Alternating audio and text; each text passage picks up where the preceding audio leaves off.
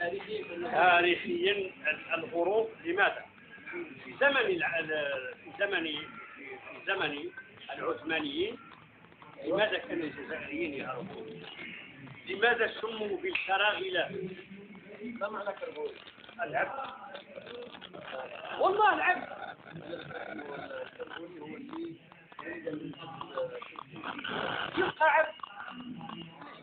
يبقى عبد خادم لمولاه، لأن لم يكن يتزوج بزواج. لا، من عجبته واحدة تنعش معه لحميد ماشي مسلم. يا رجل، كانت قد أعطيت قوة، هكذا تدخل بالأنفاق. شوف، كانت قد أعطيت صلاحية لجيش الانتشارية، وجيش الانتشارية مركب من اللقطاء. جميع جيش الانتشارية لم يكن ابن فلان أو فلانة أو عدم.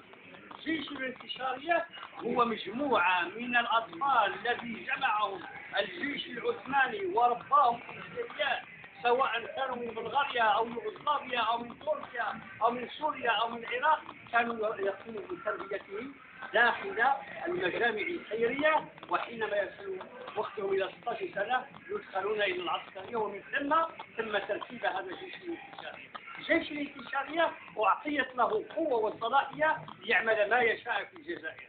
لذلك كل واحد زاد عندهم ولد ولا بنت، عندهم بالنسبة لهم تلك الأم فهي عبدة، ومن ولدته فهو عبد. هذا هو الكربولي وهذا هو التصنيف. لذلك هذا الهروب من الجزائر إلى المغرب كان للحفاظ على شرفهم، لأن العثمانيين استعمروا جميع الدول العربية باستثناء المغرب. لذلك من كانوا يبحثون عن شرفهم وعفتهم يهربون إلى المغرب، وما يهربوش تونس، لأن تونس كذلك مستعمرة. هنا المغرب، أنا نزيد حكاية أخرى، منطقة هنا تسمى العتامنة، هنا في اثنين بركان. لماذا سموا بالعتامنة؟ لأن الدولة العثمانية حاولت بجميع الإمكانيات أنها تستعمر هذه المنطقة، ولم يستطيعوا نظرا بالقوة وبسالة قبائل بني الهاشم.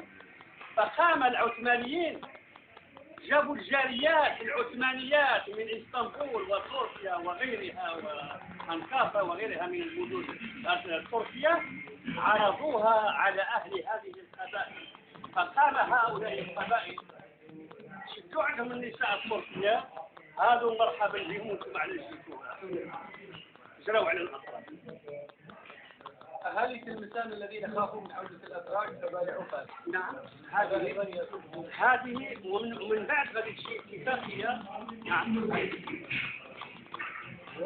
هذا الشيء من وراء اتفاقية مغربية عثمانية التي يشهد فيها العثمانيين على أن أرض تلمسان وما جاورها فهي أراضي مغربية. أكثر من هذا لحظة.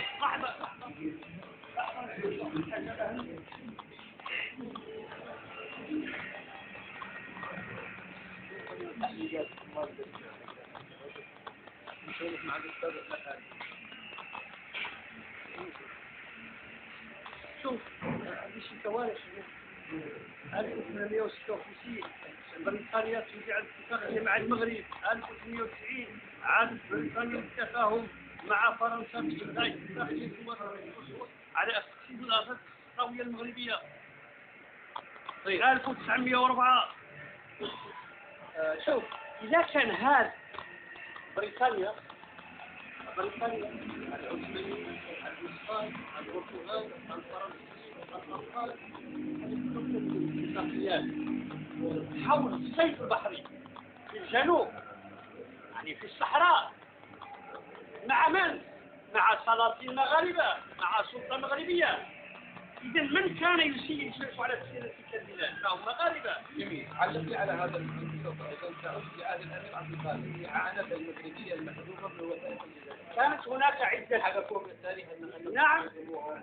احنا شوف، الأمير عبد القادر هو منين؟ يقول الأمير عبد القادر الجزائري. من عين أبوه في وهران أمير السلطان؟ لأن الأمير عبد القادر هو وريث السلطة عن أبيه الإدريسي المغربي. فحينما جاء إلى المغرب لطلب المساعدة من المال والأسلحة والعتاد إلى غير ذلك، فكان المغرب أعطاه جميع ما بغى، وهناك وثائق بعثها للجزائر.